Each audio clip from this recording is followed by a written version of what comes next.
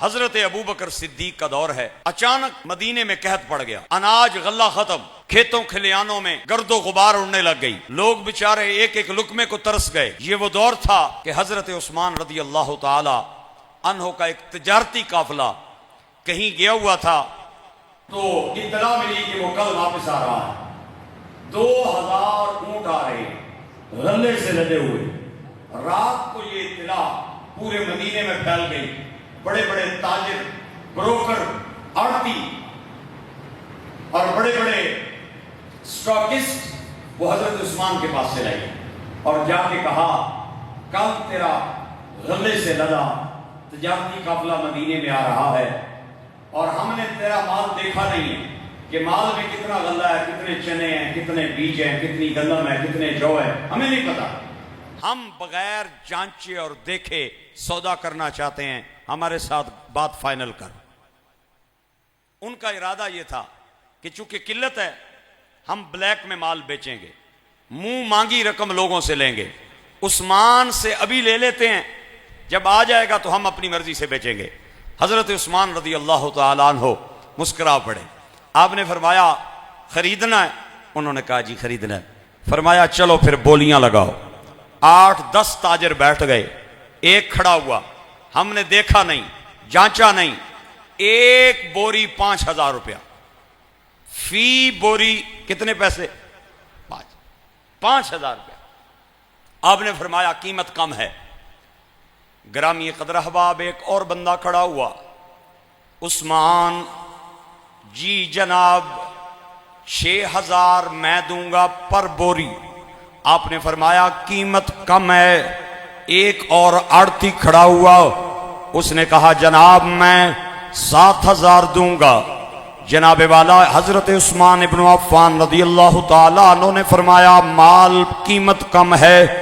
ایک اور بندہ کھڑا ہوا، زمیندار، تاجر، بروکر، آڑتی، عثمان کو کہتا ہے میں 8000 دوں گا، اس سے آگے نہیں بولنا، ہم نے بہت زیادہ قیمت لگائی ہے، مال ہم نے دیکھا نہیں، جانچ ہم نے کی نہیں، 8000 میں پر بوری دوں گا۔ میرے گرامی قدر احباب حضرت عثمان ابن عفان رضی اللہ تعالیٰ عنہ نے فرمایا قیمت کم ہے، مجھے اس سے بھی زیادہ چاہیے۔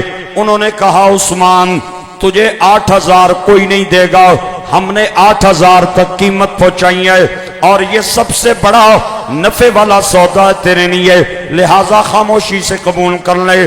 حضرت عثمان رضی اللہ تعالیٰ عنہ نے فرمایا اگر تم نے مال نہیں لینا تو میرے پاس اس سے بڑے گاہک موجود ہیں جو اس سے زیادہ قیمت مجھے دینا چاہتے ہیں۔ ایک دوسرے کو دیکھنے لگ گئے، حیران ہو گئے۔ بڑے بڑے مدینے کے تاجر تو ایک دوسرے کے سامنے بیٹھے ہیں، عثمان کے مال کی قیمت ہم سے زیادہ کون لگا گیا ہے؟ انہوں نے کہا عثمان ہمیں بات سمجھ نہیں آئی، کیا کہنا چاہتا ہے؟ آپ نے قرآن پاک کی آیت پڑھی، آپ نے فرمایا اللہ فرماتا ہے من جاء بالحسنتی فلہ عشر امثالہا، جو ایک نیکی کرے گا اللہ اسے 10 عطا فرمائے گا۔ کوئی 6 دے رہا ہے، کوئی 7 دے رہا ہے، کوئی 8 دے رہا ہے، میرا رب مجھے 10 دے رہا ہے۔ او تاجروں، آڑتیوں، بروکروں، اس بات کے گواہ ہو جاؤ میں نے سارا مال خدا کے نام پہ قربان کر دیا ہے۔ قرآن پاک کی یہ آیت مبارکہ حضرت عثمان کی شان میں نازل ہوئی۔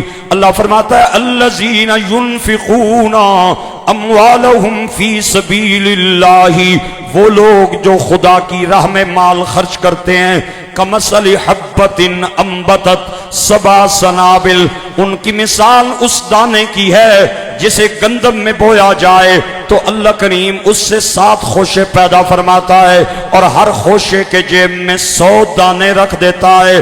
اللہ اگر ایک گندم کے بدلے، ایک دانے کے بدلے 700 دانے عطا فرما سکتا ہے تو وہ ایک بوری کے بدلے 700 بوریاں کیوں نہیں عطا فرما سکتا؟ یہ آیت مبارکہ حضرت عثمان کی شان میں نازل ہوئی۔ آپ کو بات اچھی لگی ہے تو سبحان اللہ کہتے ہیں۔ اللہ اکبر، اللہ اکبر۔ حضرت عثمان ابن عفان رضی اللہ تعالی عنہ کا مال ہر وقت ایمان والوں کے لیے وقف رہا کرتا تھا. سرکار کے اشارہ کرنے کی دیر ہوتی تھی، حضرت عثمان اپنا مال لے کے حضور کی بارگاہ میں آ جاتے. جیش العسرہ، غزوہ تبوک، یہ وہ لشکر تھا جن کے پاس سواریوں کی کمی، مجاہدین کی کمی، ہتھیاروں کی کمی، خوراک کی کمی. حضور صحابہ کرام کے درمیان تشریف فرمائے، آپ نے اپنے غلاموں کو دیکھا اور فرمایا ضرورت بہت زیادہ ہے، کون خوش نصیب ہے جو اپنا مال خدا کے نام پہ قربان کریں گا. حضرت عثمان کھڑے ہوں گئے. اللہ کے نبی 100 اونٹ سامان سے لدا آپ کے قدموں پہ قربان. آپ ٹھنڈے بولے.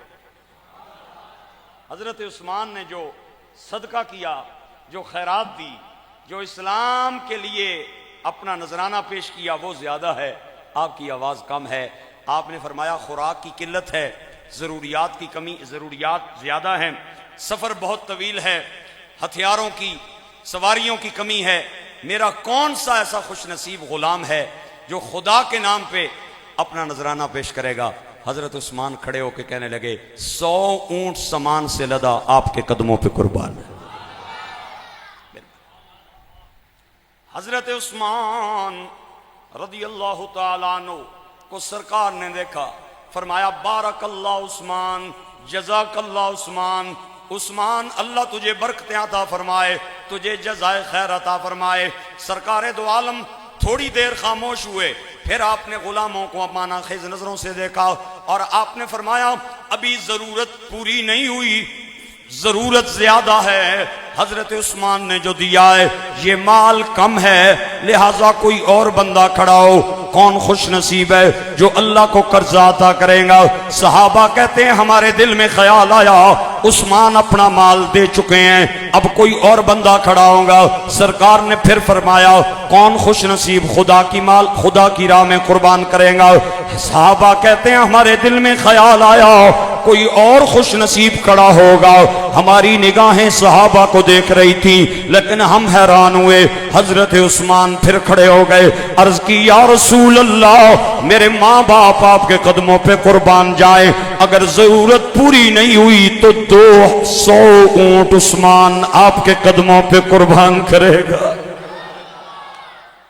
سرکار کا چہرہ گلاب کے پھول کی طرح کھلکھلا اٹھا، سرکار کا چہرہ خوشی کی طرح خوشی سے جگمگا اٹھا. آپ نے فرمایا عثمان اللہ تجھے فراخیاں عطا فرمائے، اللہ تجھے اپنی بارگاہ سے صلہ نصیب فرمائے، جزائے خیر عطا فرمائے.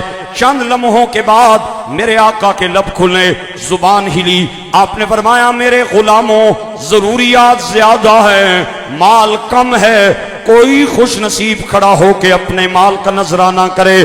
صحابہ کہتے ہیں پھر ہمارے دل میں خیال آیا کہ عثمان تو مال دے چکے ہیں، اب کوئی اور خوش نصیب کھڑا ہوگا. لیکن صحابہ کہتے ہیں ہم حیران ہو گئے. حضرت عثمان تیسری بار کھڑے ہو گئے، عرض کی یا رسول اللہ میرے ماں باپ قربان جائیں، اگر 100 سے نہیں 200 سے نہیں میں 300 اونٹ سامان سے لدے آپ کے قدموں پہ قربان کر رہا ہوں.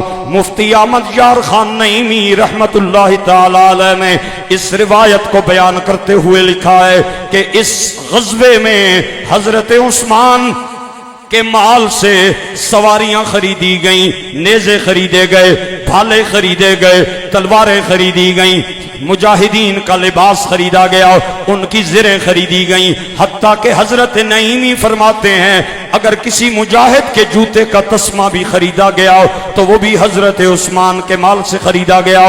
حضرت عثمان اٹھے، گھر گئے، سارے دراہم اور دنانیر گٹوؤں میں ڈالے، بوریوں میں ڈالے، توڑوں میں ڈالے اور ان کو گرا لگائی، حضور کی بارگاہ میں آ کے پیش کر دیا.